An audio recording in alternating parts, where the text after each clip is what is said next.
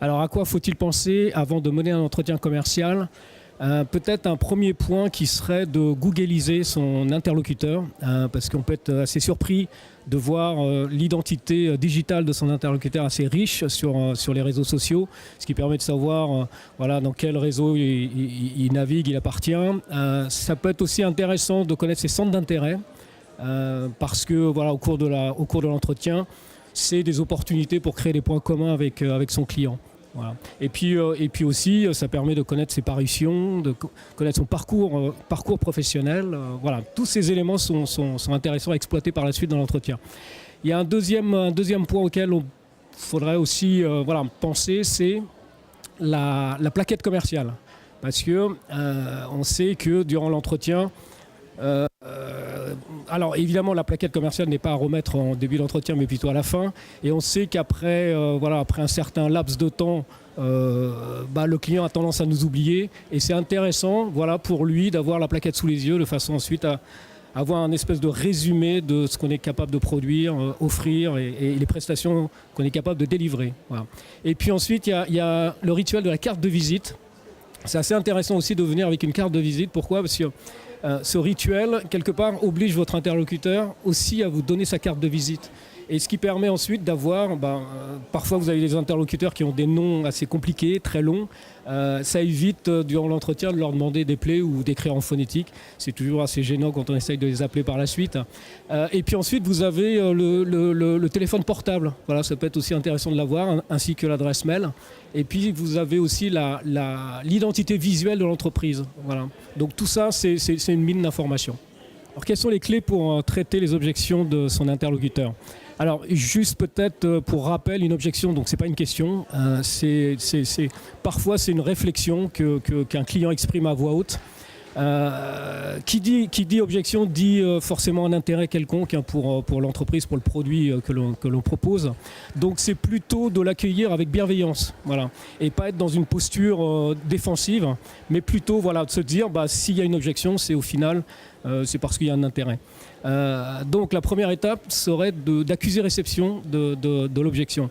Et puis ensuite, dans un deuxième temps, souvent derrière l'objection, il y a des messages qui peuvent être parfois cachés, qui ne sont pas toujours compréhensibles à la première lecture. Et c'est intéressant de creuser, de poser des questions pour savoir ce qui se cache derrière l'objection. Et puis seulement après, lorsqu'on a identifié quelles étaient les attentes du client, les motivations du client, là, il y a une troisième étape où on peut commencer déjà à argumenter. Alors argumenter, ça veut dire convaincre, et pour convaincre, il faut présenter les bénéfices. Bénéfices clients, c'est-à-dire un argument qui permet de convaincre l'autre, c'est un argument qui présente les bénéfices pour l'autre. Voilà. Et puis la dernière étape, c'est plus valider sa réponse. Voilà, simplement poser la question à son client, de se dire, est-ce que j'ai répondu à vos attentes par rapport à l'objection ? 3 conseils pour un entretien commercial réussi. Je dirais que le premier conseil, si on part de la position du client, c'est d'ailleurs le point qui revient assez souvent, c'est-à-dire le reproche qu'ils nous font, c'est que les commerciaux ne sont pas suffisamment à l'écoute. Voilà, donc s'il y a un premier conseil, c'est écouter son client. On sait que dans un entretien commercial, il y a 4 temps forts qui sont la phase contact, la phase connaître, la phase convaincre et la phase conclure. Souvent, la phase connaître est survolée par le commercial parce que il a plus tendance à parler qu'à écouter, voilà. Et moi j'ai envie de dire, c'est assez difficile de faire les deux, c'est-à-dire à la fois parler et à la fois écouter.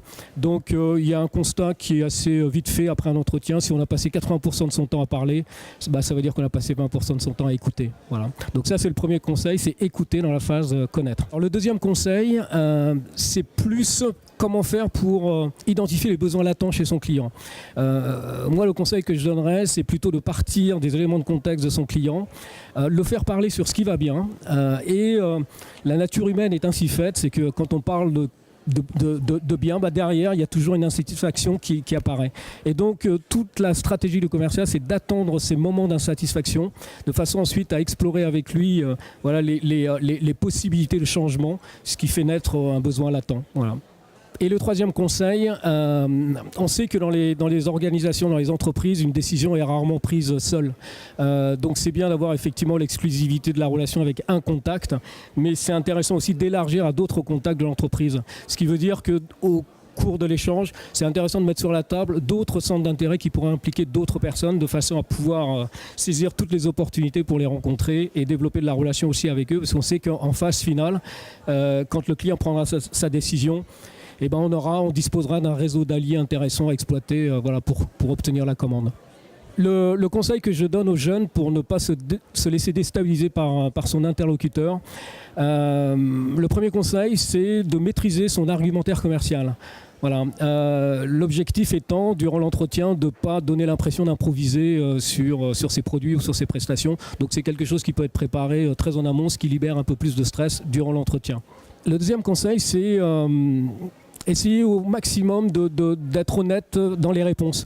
C'est-à-dire que souvent, quand le client nous pose une question à laquelle on n'a pas toujours la réponse ou il nous demande de nous engager, souvent, parfois, le réflexe, c'est de s'engager sur les points sur lesquels on ne peut pas tenir. Donc, c'est d'avoir cette honnêteté qui consiste à dire, écoutez, je me renseigne, je vais voir, et ensuite, je reviens vers vous pour vous donner les éléments de réponse. Voilà, ça, c'est une forme d'honnêteté et qui rentre dans le deuxième conseil que je donnerai. Et puis le dernier conseil, le troisième conseil, on l'a vu tout à l'heure avec les objections, ça c'est un exercice qui est incontournable dans un entretien commercial. Forcément il y aura des objections.